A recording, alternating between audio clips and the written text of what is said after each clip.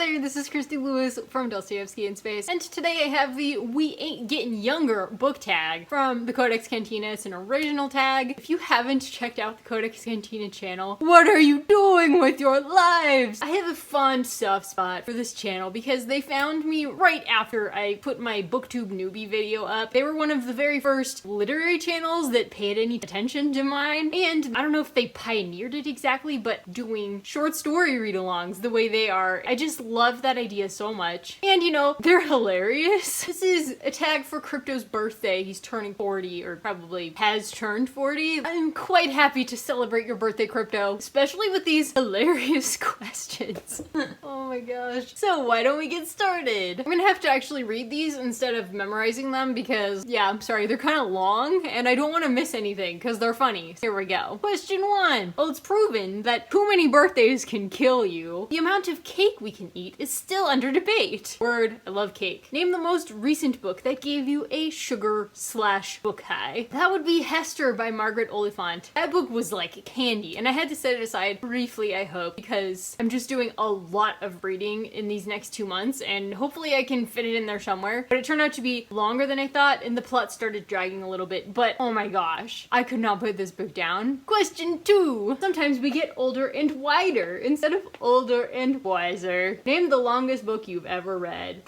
My two cliched answers would be the Bible and Lord of the Rings, but probably everybody could say that. Jonathan Strange and Mr. Norrell, which I would hold up except it's in the stack that's piled up so that my iPad is on eye level. So I can't show you that one. But actually Arcanum Unbounded is almost the same size. We also have the collected Sherlock Holmes. Yeah, I love these stories. Atlas Shrugged is pretty dang big. This is one of the first fat books I read. I read a lot of school textbooks that were pretty big too. Question 3. The best part about pictures is that they're always a younger version of you. Name a book that you enjoyed more the first time you read it than the second. Or if you've never reread, why? Well, I tried to reread Atlas Shrugged. Where'd he go? This guy. And unfortunately I couldn't do it. My first read of this, I don't know how old I was, early 20s I guess? It was like a whirlwind romance. I just really loved it. I didn't know anything about politics. I did know that there were some flaws with the worldview of Ayn Rand, but honestly the story, I had no idea where it was going. I know people say it's not good storytelling because it pounds you over the head with its theme or whatever, but honestly, for a reader like me, it was perfect to keep me interested. I was such a fan of the romance of Dagny and Hank, and I was really enjoying learning about the political philosophy in some sections. Some sections are harder to read than others. I tried to reread this though, and I just couldn't do it because I understand what she's saying now. I needed the surprise to keep me interested. It's like didactic. So once I already knew what it said, it was kind of boring, and also I don't like how the romance goes in this book. That to me can totally ruin a book. I'm also sort of disenchanted with politics. I honestly don't pay any attention to them right now because unless I wanted to make it my lifelong science, what I pay attention to all the time and try and follow up multiple perspectives on every story that comes out, there's no way that I can be objective. So I've just kind of given up. When I have to vote, I try and learn the specifics, and that's about all I do with politics. Question 4. As you get older, you must learn to never skip a bathroom break before jumping in a car. I'm already there! What are you talking about? Name a book that you read in very few sittings. Have you ever walked to the bathroom holding the book and then blindly fumbled for the door handle because you have the book in front of your face? Yes? Let's see, what was the last book that I read in very few sittings? The Way of Kings. I don't know if that's the last book. It actually took me like 2 weeks to read, but if you've seen that book, it's really thick. If you know how slowly I read, that's an amazing speed. I pretty much didn't put it down though, is the thing. I was always listening to it on audiobook if I wasn't sitting and reading it. I read it in very few sittings because I never stopped reading it for the whole 2 weeks. So good. Same thing with Crosstalk by Connie Willis. Connie Willis has written a lot of other really impressive sci-fi, and this is the only one that I've actually read from her because I read it for review. I couldn't put it down. I really enjoyed this one. It's quite funny. Question 5. Don't let old age get you down because it's harder to get back up these days. Name a book you had to put down and why. Oh, when I was reviewing fantasy on my WordPress review blog, I had to put down so many of those books. Usually there was something off with the characters or the pacing or the tone. There's so many really hateful, judgmental type stories that that come out. It's like this short story that I read with Deanie, the Portal Fantasy Witches one. So judgmental. I really appreciated that she pointed that out because I feel like that's a lot of modern fantasy and science fiction. It's why I strictly read Fantasy and Science Fiction magazine, because they kind of kept out that kind of judgmental hate thing. And I feel like a lot of publishers of science fiction and fantasy currently don't really work hard to keep that stuff out of their fiction because they think it's true. Probably the most recent one though was Black Leopard Red Wolf by Marlon James. So disappointed by that one. I thought it was going to be good, but it was so profane and violent and sexual. I was just like, no thanks. Question 6. Age isn't how long you've been alive, it's how many lives you've lived. What book genres have you been wanting to try outside of your comfort zone? Well, I really want to try more modern literary fiction. I consider Faulkner modern, and there's been a lot of people doing Faulkner short stories like the Codex Cantia. That has been really rewarding for me to just find that, yeah, I can read a modern author. I've read some short stories that are modern, and I do enjoy that. Honestly, literary fiction novels, I've read very few of those, and I would like to read more. I know Marilyn Robinson, and then Noah just mentioned, is it House of Leaves? By Daniel somebody. No, Danielewski is the last name. I'm mispronouncing that, I'm sure. I'm kind of scared to read books like that, but I would be down to read that because I just know that there's a lot of modern stuff that I would like to get more into. I would appreciate it if it's not Holden Caulfield level of profanity though.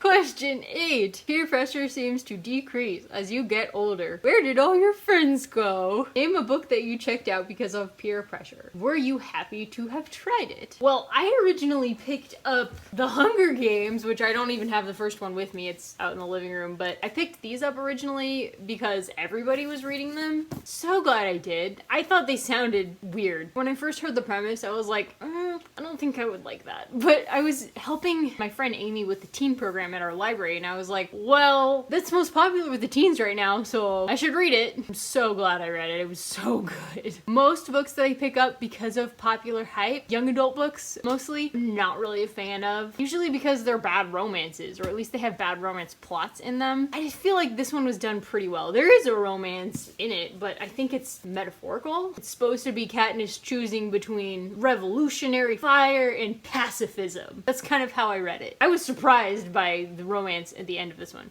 And 9. Friends do not let friends get older alone. Tag people. Alright, Carlin Reese to Walk. I think you would like Una and Krypto's channel, and I think you'll like this tag. Consider yourself tagged. Lauren from Paperback Puns. Lauren is a hilarious new friend. I love how she edits her videos. I think you would get along with Una and Krypto. You should check out their channel. Consider yourself tagged. Rainy from Rainy Day Reads. I've just been getting to know Rainy better over the last few months, and I'm so glad. She's such a sweet person and a great booktuber. She's so productive. She's posting vlogs all the time, and now she's hosting her own wine and cheese social. Rainy, I know you have a wicked sense of humor somewhere in there, so consider yourself tagged. I think you'll enjoy this one. Okay guys, that's about it for today. I hope you enjoyed this tag, and if so, please give me a thumbs up in the corner and subscribe if you want to see more, and hit the little bell icon if you want to get notified every time I make a new video. Thank you guys so much for watching. Take care. Peace.